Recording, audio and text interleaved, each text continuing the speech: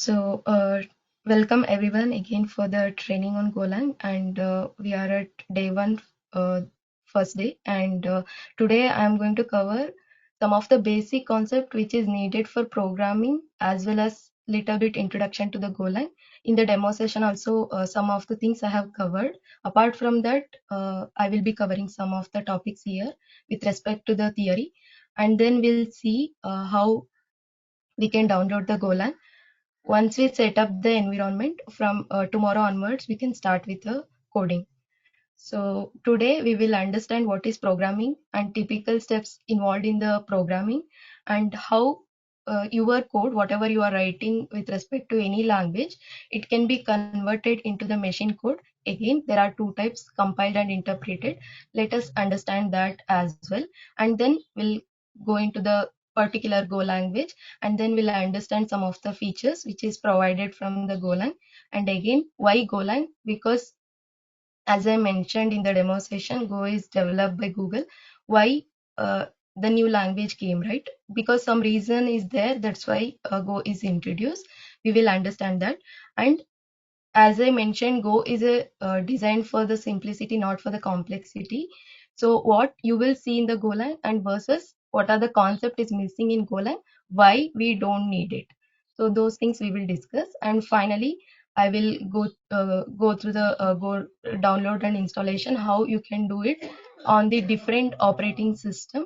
And finally, we can able to set up the Go environment to run any Go program. So that we will going to see for today.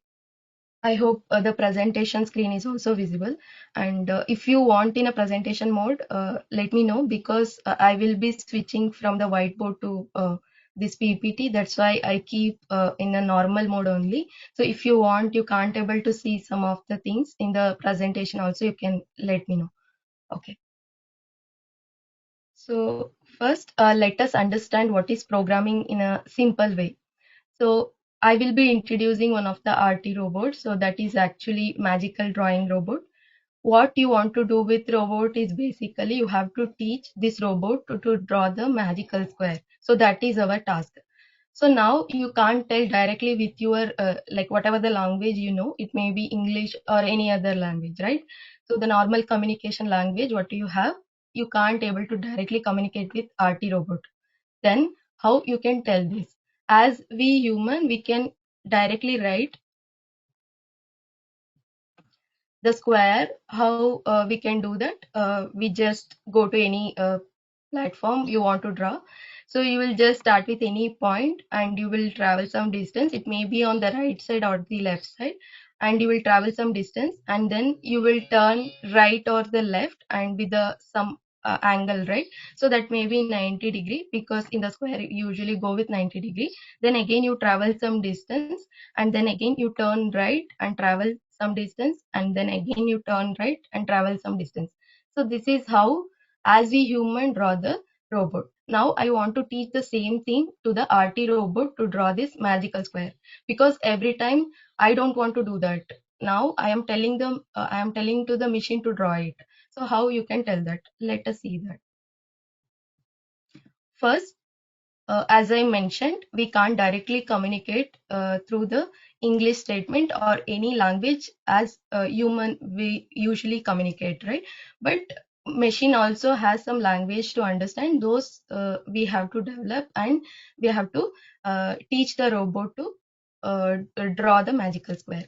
So now let us understand how we can do that. First, we have to understand by like writing some algorithm, or it may be flowchart.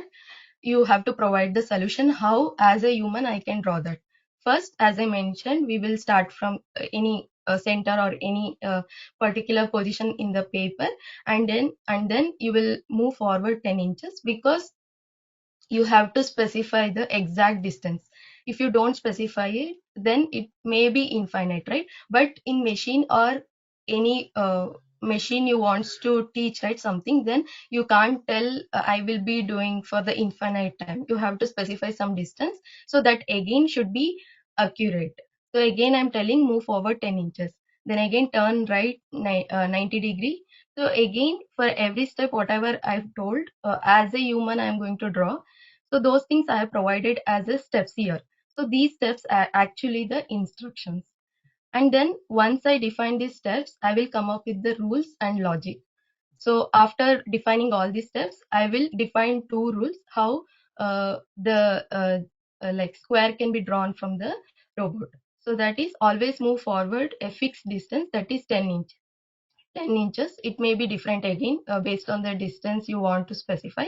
And then rule 2, it is always turn right, right to the right at a 90 degree. That means you can have the option of turning left at 90 degree as well, but you have to be more accurate there as well, how you can turn the robot to draw the square. So this is again I have defined the rules, but again I still not coded anything, but have just provided the solution and the rules how you can draw it. So now I am going to choose the language. It may be Java, it may be Python, or it may be Golang. So whatever the language you are familiar with, you will be choosing that language, and you will be writing all these rules in a code. That is, like in a programming language, we follow syntax. Through the syntax or some of the concept you will be using in a programming. So those things you will be used, and you will be developing that particular code for drawing the square. And then once you draw the square, once you develop the code, right, you have to test it, because whatever you are expecting is achievable or not with respect to this code, you have to test it. Otherwise you can't get to know whether the robot is drawing the square what I wanted. If it is accurate 10 inches and 90 degree, it is turning right 90 degree. So those are the things you have to test it. So you will do the testing, and if something going wrong, if for example turning right is not happening, it is turning left, something is not properly happening with respect to the code, what you will do, you will start the debugging where exactly the issue is occurring, or where exactly I did the wrong or provided the wrong logic. So you will analyze that, and you finally fix that issue, and finally you will run the robot again and to test it whether you can able to successfully draw the square. So here what we understood from this scenario is, like, the programming is basically you are providing set of instruction to the RT or any machine. Particularly, you will be dealing with many machines in the production or in the normal day-to-day activities. So you are teaching that by providing the set of instruction to create some desired work. So that is what actually the programming. I hope this scenario and the programming definition is clear.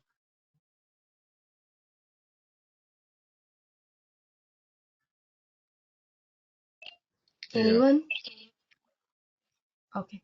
So let us understand what are the typical steps we follow in the programming world, because it is important to understand the steps as well before even getting into the development part or in any programming language. So as I mentioned, we will first define the problem. Once we understood the problem, then we'll provide a solution in the normal English statement, that is maybe in the flowchart or it may be in the algorithm. And then finally we'll choose the programming language wants to build the code, and then we'll write the code in a particular IDE or environment, and then finally we'll do the testing and debugging. So optimize and refine. So every programming needs that, because you have 1,000 lines of code once you start writing the or building the logic, but you have to optimize it to 500 lines. How you can do that? So there is a possibility in the programming you can utilize those concepts, and you can achieve, instead of 1,000 lines of code, you can do it the same or develop the same logic using the 500 lines of code only. So that is actually the optimize and refinement. And then document your code. So it is very important again with respect to the documentation, whether it is inside the project structure or you are outside. That means you will be maintaining a separate documentation for your application. Apart from that, you will be having the documentation inside your code as well, or inside your project as well. Why it is important? Again, if you have a five people in a team, then if someone wants to understand with respect to any logic in your project code, then they can come and easily see in the documentation which is written in the project itself, then they will understand directly what is the logic is built for this, or what actually in this line the code is written. So those are the things you will directly understand using the documentation. Once you develop the code, you will maintain it in a central repository, so that you already know if you are coming from DevOps or SRE background. So we will use the GitHub. So version control, we will push all the code or changes to the GitHub, and then finally we'll follow the CI/CD process, and it will do the deployment, and finally we'll do maintenance, and then documentation, and again user manuals. Again, why the user manuals and documentation is important? When you like release the features or release the application to the consumer, you have to make sure that how the user can able to use these applications or service for like of your project, right? So that is very important. You have to give the documentation for that as well. So this is the typical steps we follow in the programming. So now from the programming definition we have understood. So we are providing some instruction or writing some code. Finally, those things will, or the work is carried out by the some machine. But how actually happening when you write the code? Because when you write the code, right? For example, you are performing addition of two values. So you are how you can providing using the, for example, you are declaring two variables, and you are performing some addition, and you are assigning to some variable, and you are printing out. So for example, this is the simple syntax you have, and you want to perform 10 plus 20 here. So now you are seeing this kind of programming in everywhere when you want to perform the addition. So this is also just like a normal English statement, right? It is not like the machine understandable code. So now when you provide this code, how it is happening internally? So with the help of compilation or the interpretation. So this we call it as a high level language, but the low level language which is understood by the machine. So we have to do the conversion from this high level language to the machine understandable code. So through the compilation or through the interpretation. So there again in the programming languages we have two different types. One is compiled, another one is interpreted.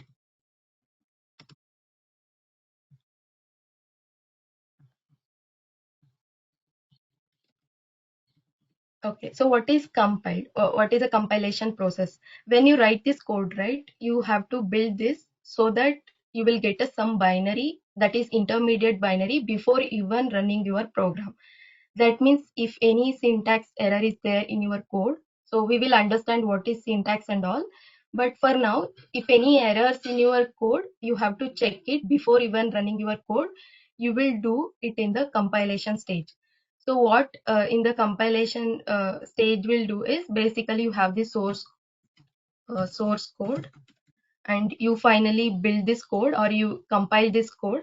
You will get some intermediate binary that may be executable. So for different OS, the executable is different. For Windows, we have .exe extension. For again other OS platform, we will get different executable. So this is the binary which will be helpful for like for during the compilation it will generate, and you can use this binary, you can run on any machine. Even you don't need sometimes the runtime. For example, if you are using a Go, if I just build on my system, that is Go binary I got, then I given that binary to you, then you can easily run it without even installing the Go. So that is also possible in some languages, but in most of the languages you will need some environment, then you can able to run that executable. So but in interpreted languages we don't get any kind of binaries here. So there is no binaries in the interpreted languages.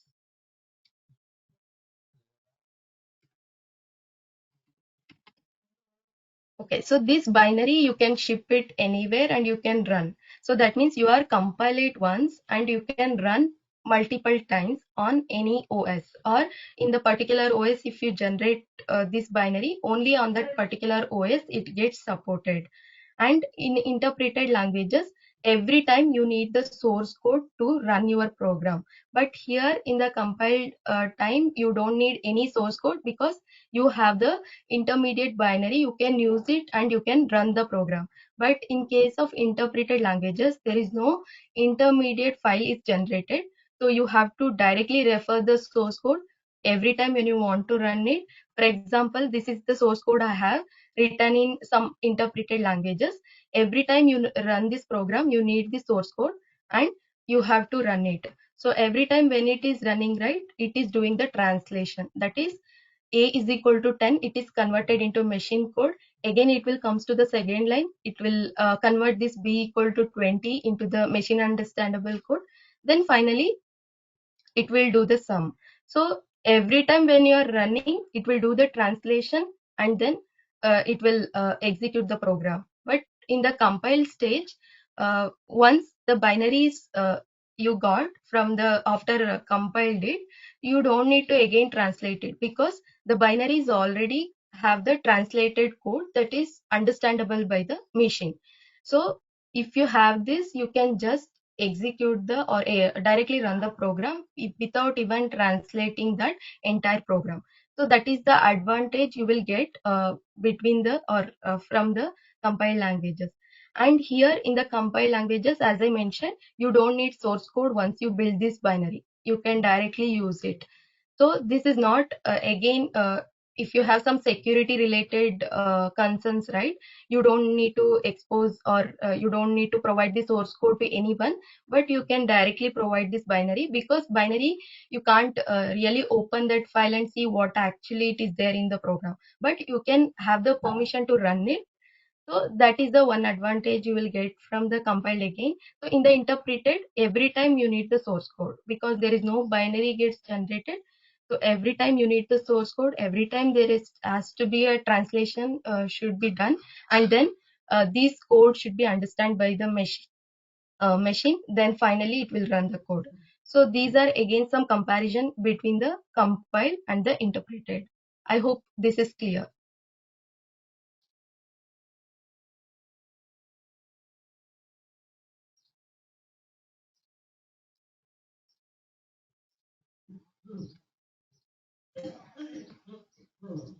Anyone?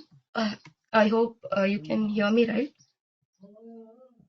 Yes, yes. Okay.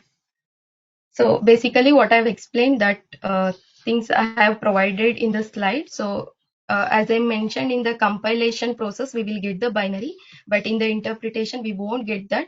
But every time you have to do the translation. So and the major like benefits we'll get from the compiler or compile language is that it improves the performance because once you get the binary you can run many times. It's not like every time you have to do the conversion. So that will improve the performance because it will reduce the overload on the system, or it will not utilize much resource on your system for every translation. So once you get the binary, you can run many times on different OS. So it will reduce the system load, and then protection of protection for the secure code and the program. So as I mentioned, you don't need a source code when you build the binary, but in interpreted you need source code for every time you want to run. So there is a some security reason. If you want to keep your program safe, then you can go with compiled. And then portability of compiled programs. So when you are dealing with compiled programs, as it may be C, C++, Golang, you will be using this binary. You can ship it and you can share it with anyone, and those people also can run that particular program.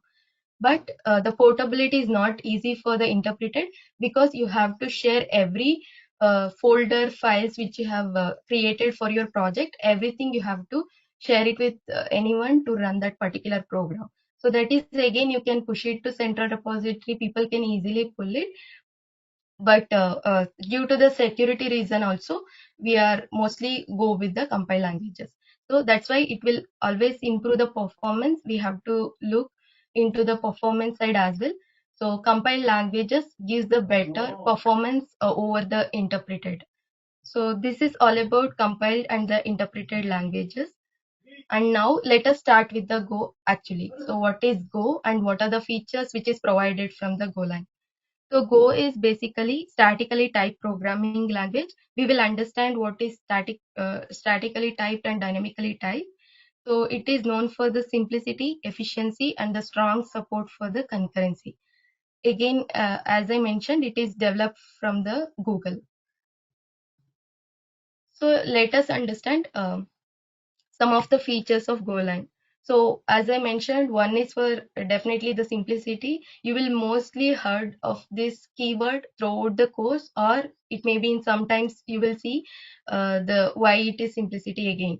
So as I mentioned, Go is provide the clean and concise syntax. Even when you write the code, you will see how easy it is to understand, and then it avoids the unnecessary complexity by removing all the concept which is not needed, again make the programming language complex. So those are the things will be removed directly from the Golang, and it is a straightforward approach again.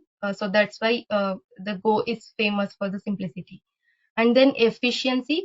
So as it is a compiled languages, and also once you compiled it, you get the binary. So the execution, or when you run the particular program, so the execution is very faster. And then that's why it is providing that efficiency while use or building the high performance applications as well. So that is one of the feature. And then concurrency. So as I mentioned, when you compare with other languages, you will understand what exactly this Go is offering. But most of you are not aware of like any other programming languages. So that is totally fine again. But in other languages, how we are doing it, just have a little idea so that you can compare with Golang. So basically in concurrency again, we directly deal with the threads in other languages. But here we have the lightweight threads, so that we call it as a Go routine. So we are not directly deal with the OS thread, but there is an intermediate process, like Go schedulers will be there. So those will take care of scheduling the Go routines on the particular threads. So how efficiently it is managing, that is important. So concurrency again involves multiple topics. So that includes Go routine channels, select keyword and multiple channels, and how you can build the concurrency code. So those are the topics again involved in the concurrency. And then strong typing. And strong typing is basically, you can call it as a statically typed. So if you heard of Python, any other languages, you have this direct syntax. That means a equal to 10 means based on the value you are assigning into the variable, it will directly tell you whether it is a which kind of data you are storing. So for example, this we call it as a integer, right?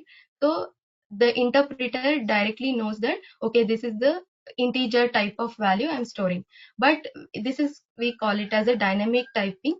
But we have the another type, that is static type, where you will be explicitly specifying which type of data it is. That is, you are specifying this is a variable a. I will discuss what are these syntax also. But for now, just understand, we are completely defining which variable it is and what type of data it is storing. That you actually typing everything, right? So that's why we call it as a static type. But here it is interpret by the compiler, interpret by the interpreter itself. That's why it is a dynamic typing. But what are the disadvantages we'll get from the interpreter or using the static typing? So as I mentioned, we mostly use the static typing in the compiled languages. So when you do the compilation, early stage only you will find the errors. You don't need to run the exact program, but when you are compiling it, right, earlier stage only you will get if any errors in your code. So those things you will be seeing in the compile stage only. So but if you have some conflict with the data types, or you are defining some variables with same values, then there may be a conflict will going to happen. So in order to avoid those things, we will be going with the compile languages and static typing, where you will be explicitly specifying which type this variable it is, and it is providing the more safety to the data types as well. You can't change it later the a variable with the float type, because you can't declare again the same variable name. These things we will discuss, but for now, in order to bring the type safety for this variable, we will be going with the static typing. But in interpreted languages, we will mostly directly run the program. We can't easily identify the errors in the pre-run stage as like compile stage. So that's why it is like more what vulnerable to some of the issues as well. So that's why we mostly don't want to prefer to go with the dynamic typing. So that is one of the feature which is provided from the Golang. And then we have the garbage collection. So what is garbage collection again? So when you are like define some code in your program and some variables or functions are not using currently, once it's done task, or it should automatically remove from the memory, because every time when you are not using something in your program, then it has to be clean up accordingly.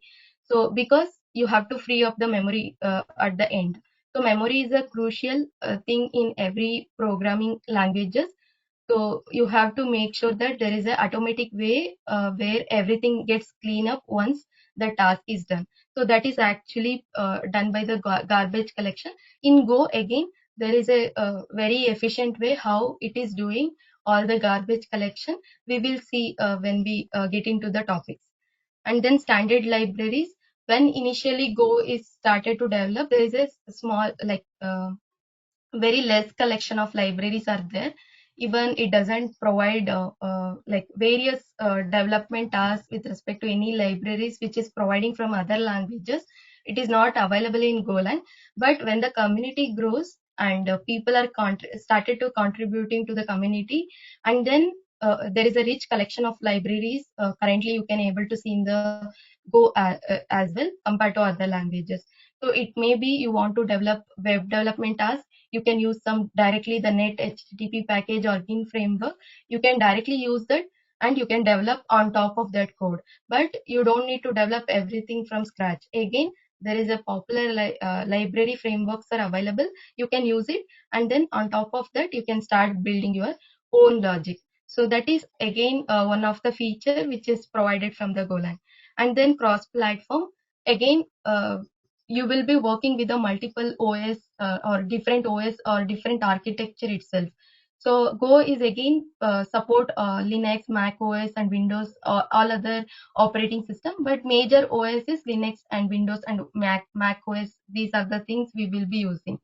So again, if you are on Windows, you are building the Go code, and you can able to generate the binary for the Windows as well as Linux as well as Mac OS. You don't need to be there in the Linux or Mac OS to generate some executable or binary for that OS.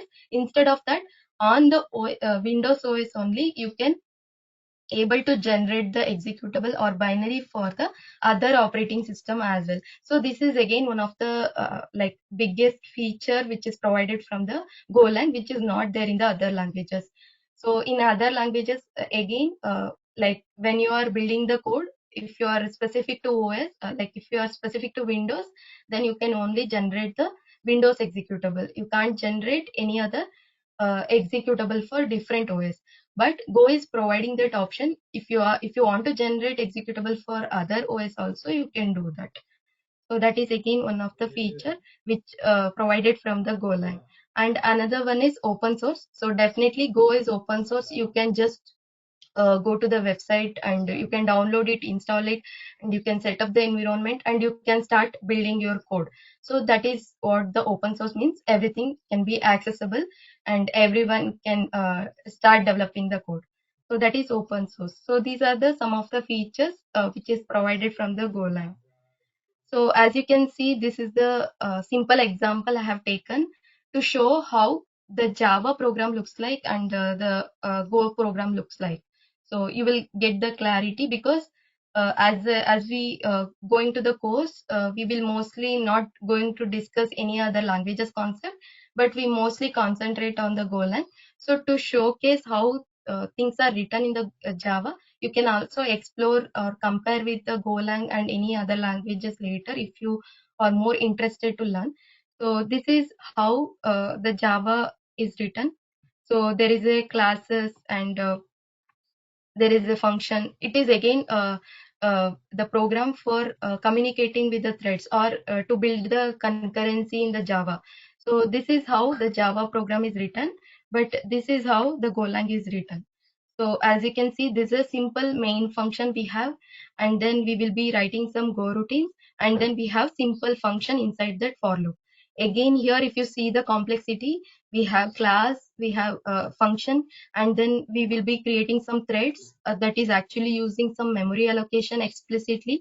But here we are not using any of those things like new keyword and calling every time the particular thread. And here also we are directly deal with OS threads. So that is thread one start. You have to again take care of all the things related to this threads as well. It may be starting the threads or it may be deleting the threads once the task is done. So I will explain what is thread as well in the concurrency topic. But what exactly thread is, whenever you assign task on the machine, right, it will be allocated on the thread to complete that task. So every time you have to manually write the program, everything related to the thread, and you have to control the thread. So this is the simple example I have taken for differentiate or give the comparison between Java and the Golang. So I hope until this, whatever I told, those things are clear to you. Or if you have any doubts, you can ask.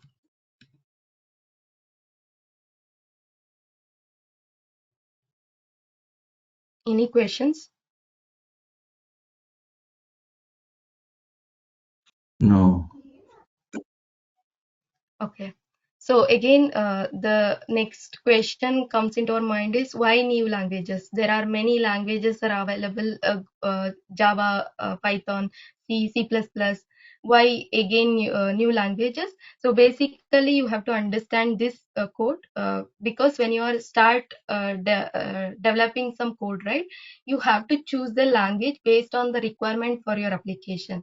It may be you want some ease of programming, that is when you start developing the code, when you're writing the code, it should be easier. Or when someone comes and try to see the code, they can able to understand it. That may be ease of programming and efficient execution, efficient compilation.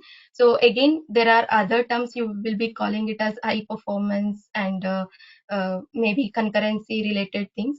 So those are the things you will not see in the same languages if you go with Go, Python, or C, C++. If you go to the C, C++, you will not get that much comfortability while writing the code, because you have to write everything, even importing or maintaining the dependencies and writing the code again. So there are again oops concepts are available that makes C, C++ even more complex. And coming to Java, so as I shown for the example in the previous slide, so it may be related to the thread, but if you see the large program of the Java, you won't understand really what is actually happening.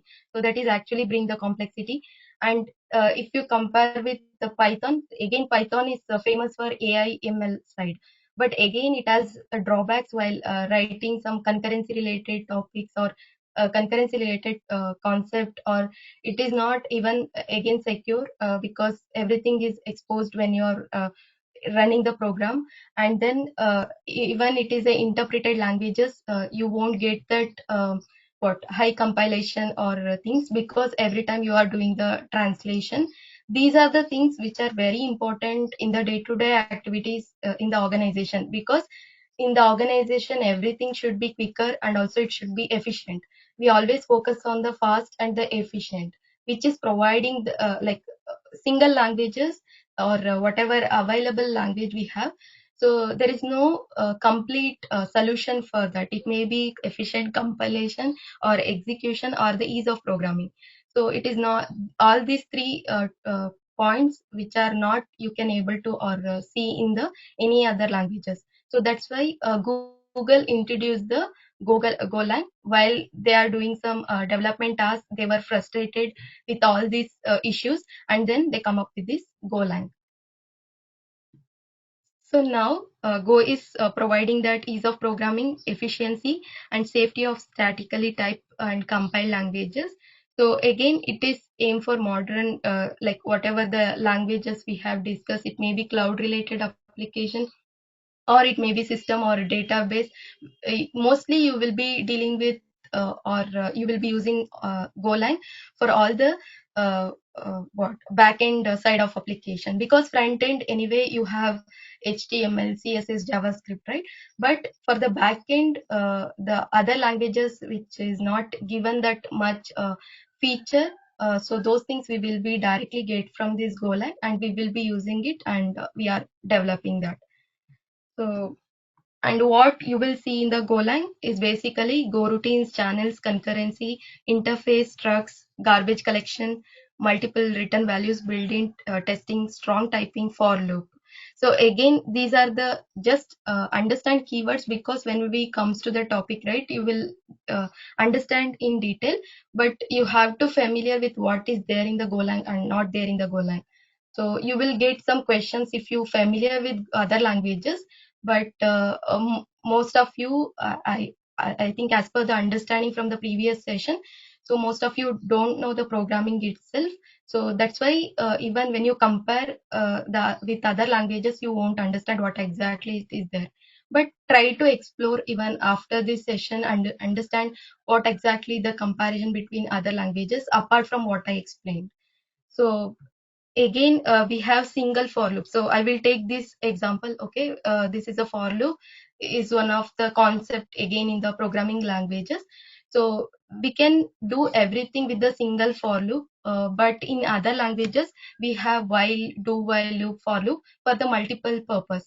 But with the single for loop in the Golang, we will be removing all the complexity by dealing with multiple loops. Instead of that single loop, you can achieve everything. So that is how the simplicity comes in the Golang. So if you see in the other languages or not able to see in the Golang, so that is basically inheritance classes, like some of the try catch, exception handling, and method overloading, annotation, decorators, and assertion, dynamic typing, function overloading, while and do while loop, again for loop. So these are the concept you will not directly see in the Golang, or you will see in other languages.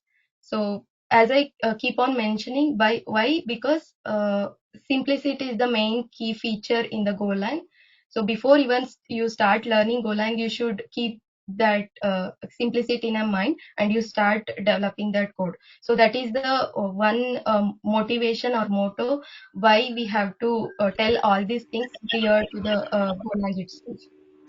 So I hope these points are clear.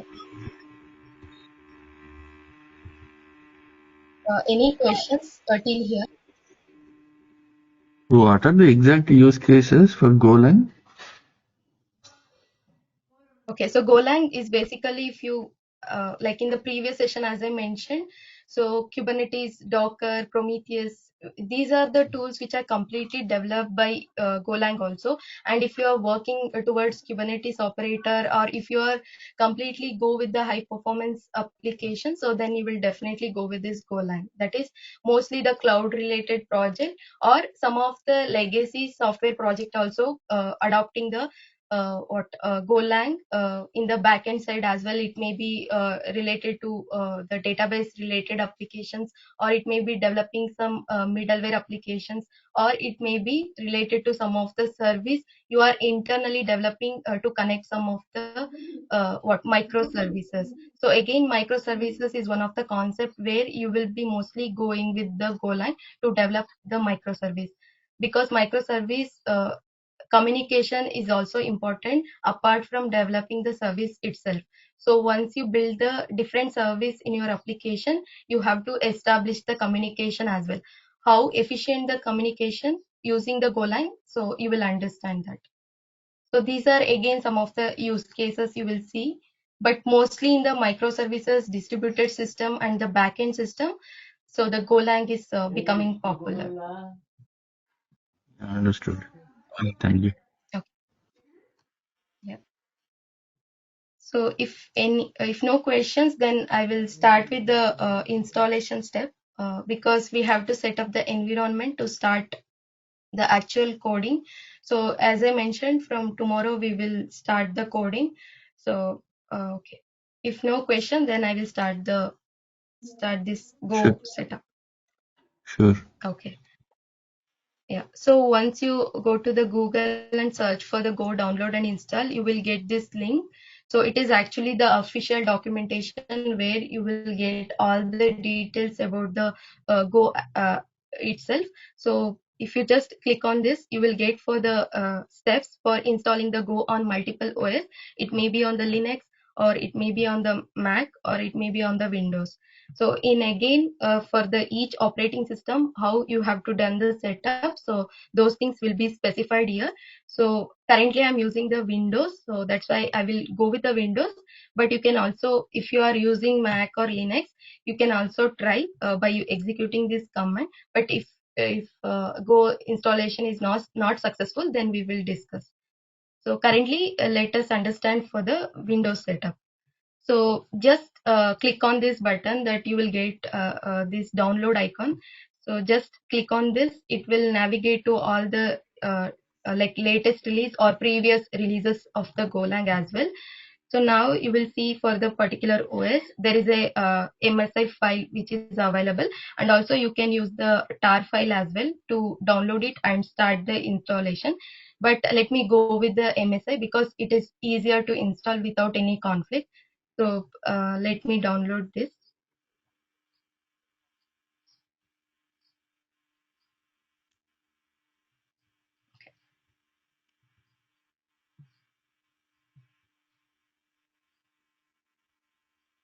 Let's wait for 1 or 2 minutes. Once you download it, you have to just click on this MSI downloaded file, and then it will ask for some steps, and then your Go installation is done. And once that is done, you have to do some configuration on your system so that it will be accessible from or across the system from any terminal. It may be command prompt, or it may be you are working with VS Code terminal, then that is also possible, or from the PowerShell if you are using Windows. So okay, now let me open this.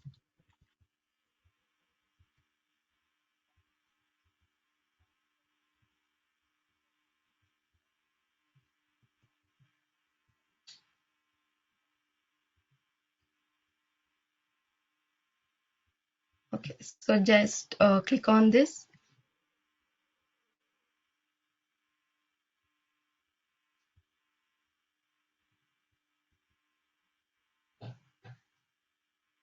You will see this wizard. So let's just click on the next option.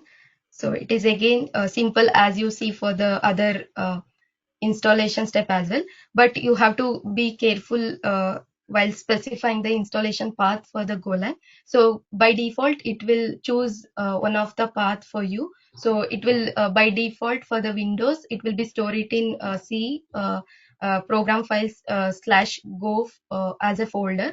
So you can choose that. Otherwise you can also change that. You can like if you want to change the other directory where you want to install the Go, so that is also possible here. So let's go with the default folder path only. So let's click on the install.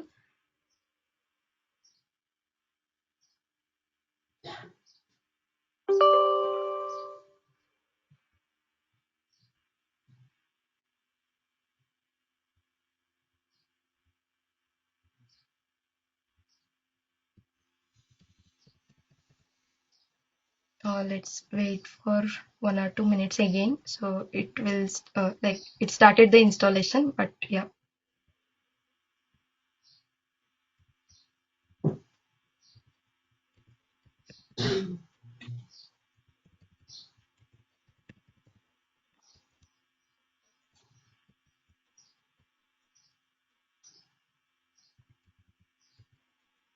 So after this session, to start actually in the IDE or in the environment, you want to try it again.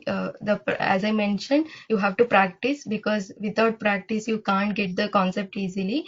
So try to set up the Go or installation, or successfully do the Go installation, and then uh, please try to have the VS Code set up as well. So you just go to the browser and search for the VS Code if you don't have it, and try to install that as well. So let me, so if you just click on this VS Code download, it will navigate to again the official Visual Studio Code. Just set up this, and again it is having the same install step. So you have to click on next, and then it is successfully installed. So yeah, for Windows and again for the different OS you have it. So try to set up this, and then, so currently still my Go is not configured on my system, right? So if you just search it for, or if you execute Go, any Go commands, it is not able to recognize it. So let me execute that. Okay.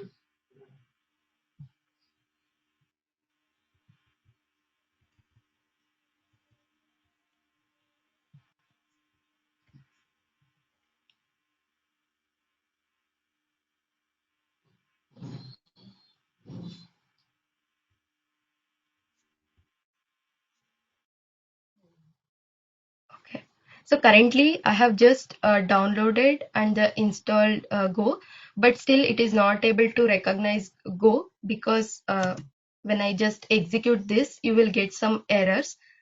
Or so I have already set the path. That's why it can able to recognize the path, but somehow this Go is not recognized, because once you download and install, right, you have to like create or provide this path in an environment variable, so that across system wherever you want to access it, the Go commands, it can be able to access. So how you can set that? Um,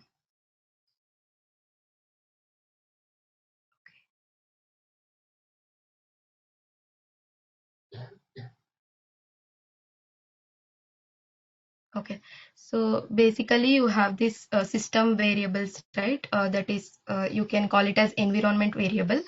So just open this. Think I have it. Okay, so here if you just search it for system or environment variable, you can directly get it. So you have to set the Go path to this environment variable, so that from any terminal you can able to access the Go commands. So I have just opened this already. Let me go to this environment variable. Before that, let me see whether my Go is installed successfully on the particular path which I have provided. So in the program files, there is a Go folder which is created. So I have specified the same path. That's why Go is successfully installed. So now when you see this Go folder, you have this bin folder. So you have to copy till this path, and you have to provide this path in the environment variable as a path. So if you go to this path, it may be system variable or user variable. You can provide it anywhere. So here you can add the new or click on this new, and you can add the C program files Go bin. So that is a complete path you have to provide, and then just click on OK. So this path I have already provided. So let me execute the Go again, and we'll see.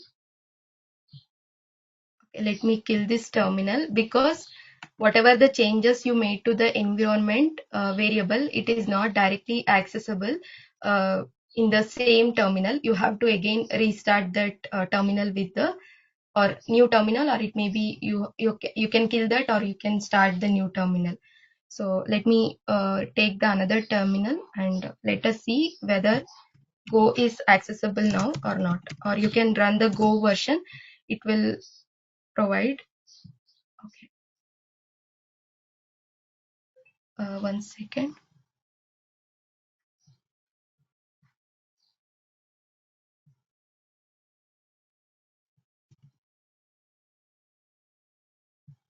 Okay, I think this is installed today.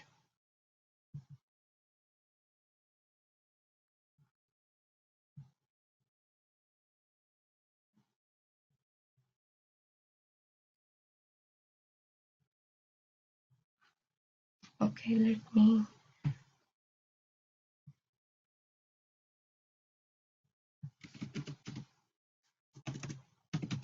I think I had previous version.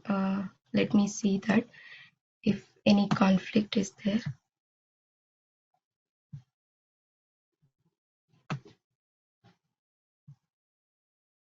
Okay, I have specified this.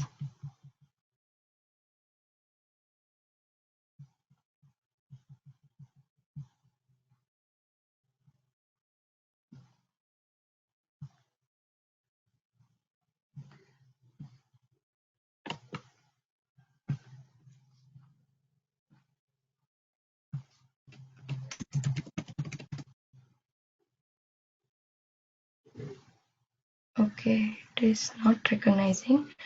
Okay, let me do that once again, because I think somehow I clicked twice for this installation. I got another prompt right while even installing, so I think I just cancelled it. Somehow it got deleted. So maybe I can show the same installation step tomorrow if because again I need to uninstall all this Go program like which is installed. So for this, let me check here also. So Go is installed, but somehow it is not able to recognize it. Let me uninstall this. If you guys have time, maybe I can show it today only. So just I will do the uninstall and I will set up it again. But if you want to drop off, then we can continue tomorrow. Both are fine. I will show the same step again tomorrow. You can follow that, and also will perform coding as well. I think it will take some We have time. installed Go now. Okay, somehow I just click on that MSI on the double click. I did the double click, I guess. Yeah, So that's why it is it got that. corrupted. Yeah, one is successfully done, but somehow it's not able to done the setup properly. So let me do that. Okay, we'll complete that today.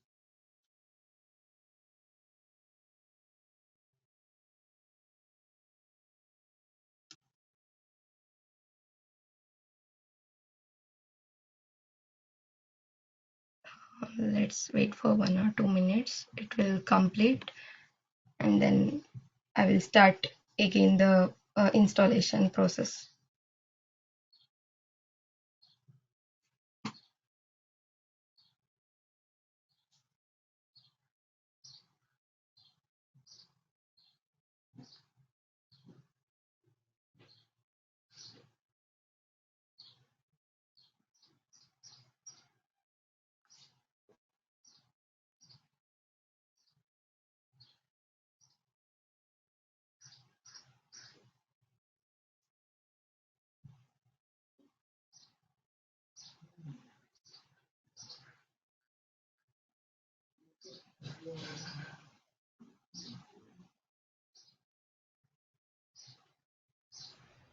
Think we can see the installation tomorrow. Okay, if you don't have time, then we can drop off Yeah, installation tomorrow actually, only. I have installed it. Because it is all the files and folders. But if you have any doubts, you can ask me now. Like maybe we can discuss. Otherwise, we'll start from tomorrow the installation step and further coding. Yeah, sure. Thank you. I'll drop. Okay.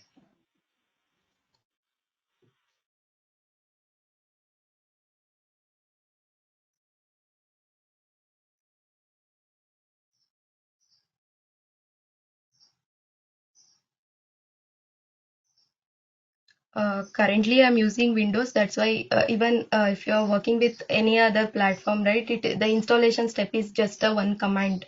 Uh, that's it. But if you are dealing with Windows, right, that's why we mostly not going to use the Windows on production.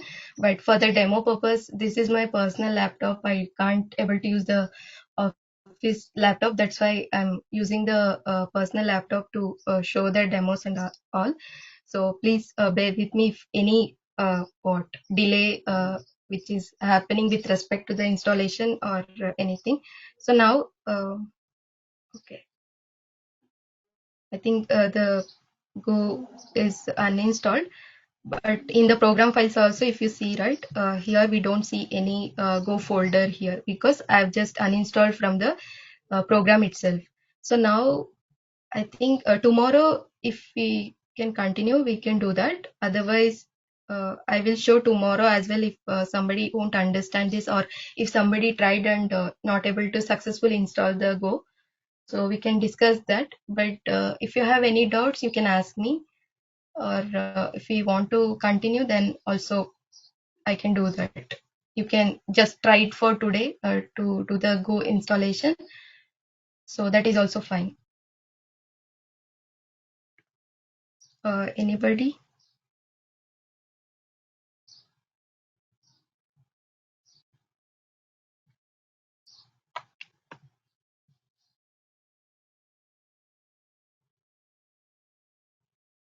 Okay, let me click on this. You can try for today also, but I will show again for the tomorrow. So let me check.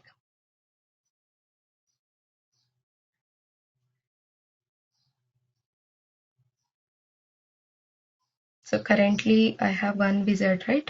Okay. So let me click on the next and next. See program files go and install.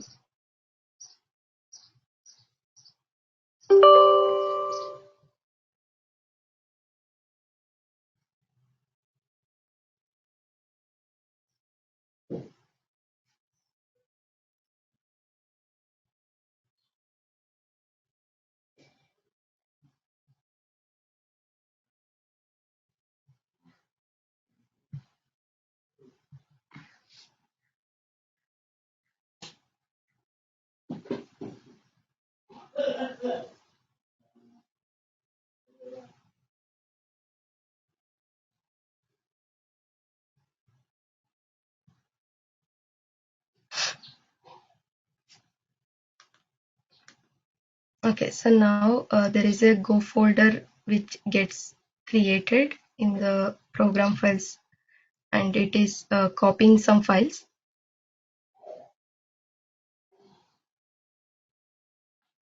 Okay, so now it is done. Let me click on the finish and this path is already available in my environment variable. I don't need to add it again. So let me click on the terminal again. Let us see.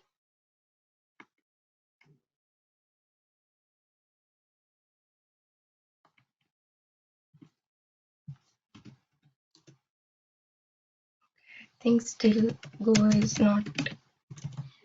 Okay, let me restart the VS Code. I think that is better. Or I can use for now, I can use the command. So let me see whether it's still giving that error. Because sometimes VS Code also has this restart issue. If you don't provide that, it will not reflect like whatever the changes you made with respect to the system level, it won't affect in the VS Code. I think let me check here.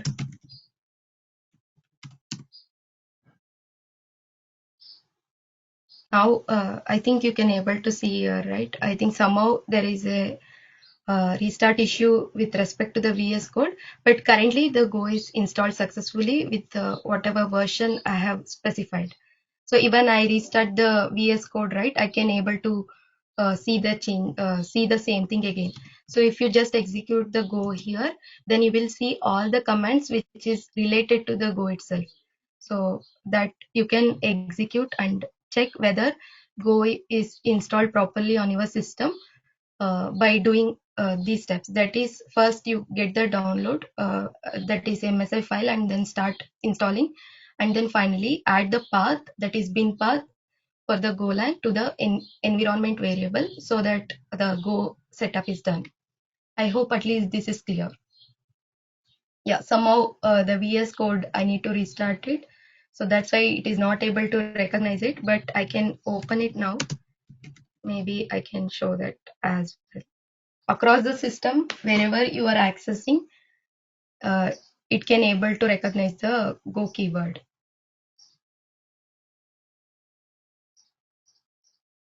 Ma'am, one more question, ma'am. We can use VS Code only, or I can use IntelliJ IDE. Yeah, IntelliJ IDE is also fine, but yeah, Goland is one of the IDE, but it is actually you have to pay and you have to use it. It's not open source again. So that's why VS Code we mostly go and use in the production side as well, like when you are working on the development work, because it will provide some of the extension. It will help us to improve the writing of code as well. Means it will give auto suggestions as well to complete the code, and you will get some of the methods which are already available for particular package or module. So those are the things you can able to see directly from the VS Code itself. So this, there is a extension tab here option. You can add that, like any language you are working with, there is a particular extension which is developed and added into the VS Code, and you can just install that or enable it, and you can start using it. So it will provide the intelligence into your IDE. So that is one thing. But again, it depends if you want to try out in different IDE as well. But for now, I will be going with VS Code. Uh, it is better again, because again, other IDE, if I go, then some of the IDEs are you have to pay and you have to use it. So it's not free again. So IntelliJ also you can do that, the development side. It's not a problem. Thank you. So let me clear this, and now let me run this. Now, as you can see in the VS Code terminal as well, you can able to see the version. I think the restart issue maybe, or if you are not seeing the output, then close the VS Code and restart it again. So it will work. I hope at least the download and installation you can try it, and we'll start the code, or I will explain whoever drop off from the call today. I will explain in the beginning of the session, and then we'll continue with the coding. Okay, if any questions you have, you can ask me. Otherwise, we can drop off for today. Okay, I think we can drop off from call. Thanks everyone again for joining.